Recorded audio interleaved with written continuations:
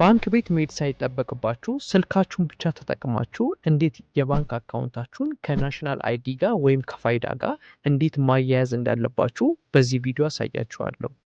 ከዛ በፊት ለዚህ ቻናል አዲስ የሆናችሁ ሰዎች ይህን ቻናል ሰብስክራይብ፣ ላይክ፣ ሼር በማድረግ ተባበሩን፣ አይቆጥርባችሁም።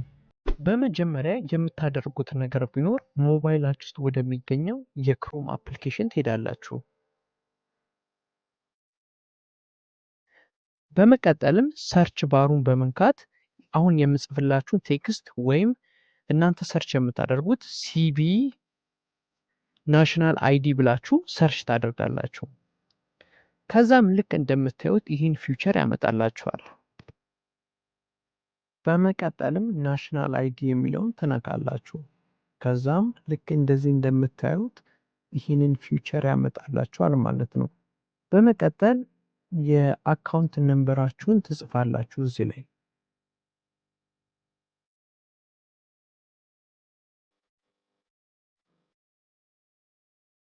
ከጻፋችሁ በኋላ ከታች የሚገኘውን ጌት ኦቲፒ የሚለውን አንዴ ትነኩታላችሁ። ከዛም ልክ እንደምታዩት በስልካችሁ ላይ ፓስወርድ ይልካል ማለት ነው። ከዛም ልክ ከላከላችሁ በኋላ ከታች ቬሪፋይንግ ኦቲፒ ብሎ ራሱ አውቶማቲካሊ ወደዚህ ያስገባል። ስለዚህ ከታች የሚገኘውን ሎጊን የሚለውን ከነካችሁ በኋላ ወደዚህ ቀጥታ ፋይዳ አላይን ነምበር ወደምታስገቡበት ያመጣችኋል። ስለዚህ እዚህ ጋር ፋይዳ ነምበራችሁን እዚህ ጋር ታስገባላችሁ ማለት ነው።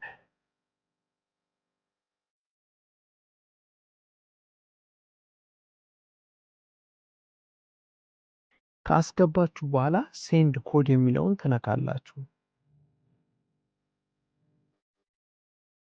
ከዛም ልክ እንደምታዩት በስልካችሁ ላይ የፋይዳ የነምበራችሁን ካስገባችሁ በኋላ ኮድ ይላክላችኋል ማለት ነው።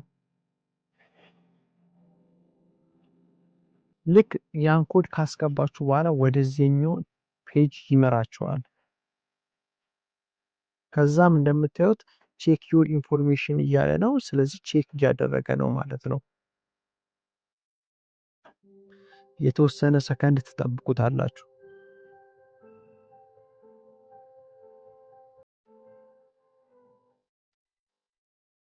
ልክ እንደምታዩት የእናንተን ፋይል ወደዚህ እንደምታዩት ሊስት ያደርግላችኋል ማለት ነው።